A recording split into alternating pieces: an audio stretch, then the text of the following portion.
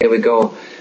Dr. Diez, there apparently have been currently studies out there where there's more people fall asleep on the wheel because they are tired and actually have had or do have many of them sleep apnea, meaning they stop sleeping throughout the night without knowing it. Then there is people dying out of driving drunk. That's pretty severe. What did you hear about that, and what is your take on it? Well, sleep apnea, that's where you're sleeping, but you stop breathing, and it can be for quite a while. It can be quite scary. If you've ever seen, I've seen shows on television where they show these patients that have sleep apnea, and a very high percentage, I'm not sure what the percentage is, but a very high percentage of people do have some form of it. When you stop breathing, obviously that's not good for your body, it stresses your body, but it's a very unrestful sleep. So, although you went to bed and you put 7-8 hours into your rest, a lot of these people will wake up and they feel exhausted. And it's because they are, throughout the night, they constantly go into the stage where they stop breathing. People have died. Sometimes you stop breathing for so long that you actually die in your sleep. Obviously not as common, but much more common just to feel very lethargic and fatigued in the morning because of improper sleep. Well, that's pretty, that's pretty bad, because I know that, every so often, maybe everybody, but anyway, every so often when I do feel tired and exhausted, I remember 20-some years ago, after a couple of years, my wife and me, and she thought I'm upset every time I was not talking to her. And when she asked me, are you upset? Well, no, I'm not upset. And then I got upset because she kept asking me about me being upset.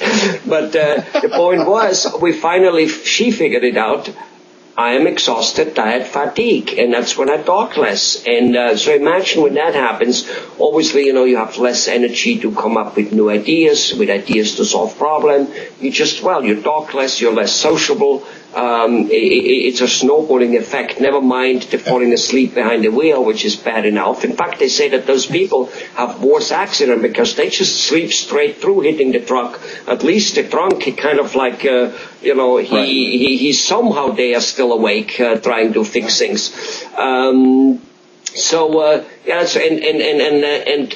Obviously not sleeping, not getting oxygen is just not a good thing. And there is this thing called, basically a mouth guard or so, which to a very high degree fixes it. Tell us about it. Yeah. Well, it's actually a really simple device. You're basically wearing a very thin, comfortable mouth guard on the top teeth and on the bottom teeth. Honestly, Dr. Diez, does such a thing exist, like a comfortable mouth guard? I actually made one for myself, which I said previously, and I thought it was pretty comfortable. So it's a very thin, smooth, highly polished plastic. It's really, to me, was not uncomfortable to wear. Is it a little bit like an Invisalign liner? Basically, what is happening is it's very simple. Is the two mouthpieces are actually joined together by a little elastic or band, and what the band does is it advances or pulls the lower jaw slightly forward. When it does that, it opens up the airway. Most of the time, people have apnea. Their tongue is falling backwards, and they're closing their airspace. Well, when you advance the lower jaw forward, you open that airspace up, and it eliminates the blocked airway. So you don't have the apnea or the lack of oxygen. So it's actually very simple in principle, and it's very simple to make. We just most people have had some type of impression where they put the gooey stuff in your mouth and get a mold of your teeth. We just get a mold of the top teeth, a mold of the bottom teeth, and it just takes a very short period of time to make this device. And it works very, very well. Wonderful. And, because, the machine, that CPAP machine, the oxygen machine, which does exist and works apparently very well also, the only problem is it's not comfortable. It's not comfortable, and so people do not wear it and don't sit away. Right. Or, now they wake up because of they wear the mask instead of because of snoring or whatever. Yeah. It's, you got to be in a certain position to wear it. You pretty much have to be on your back.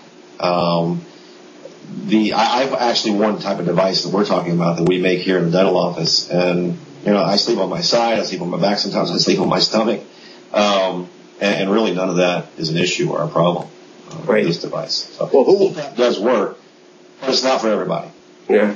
Well, Dr. Diez, it looks like that a dentist is actually a substitute for the afternoon energy drink, the Red Bull type of stuff. I mean, who would have thought that if you want to boost your energy in the afternoon, have a trip to your local dentist? There you go. There we go. Well, thanks for informing us about sleep apnea, and I really think very few people know, because even the medical field just starts noticing that this seems to be a major contribution for the population being sluggish. Thank you very much.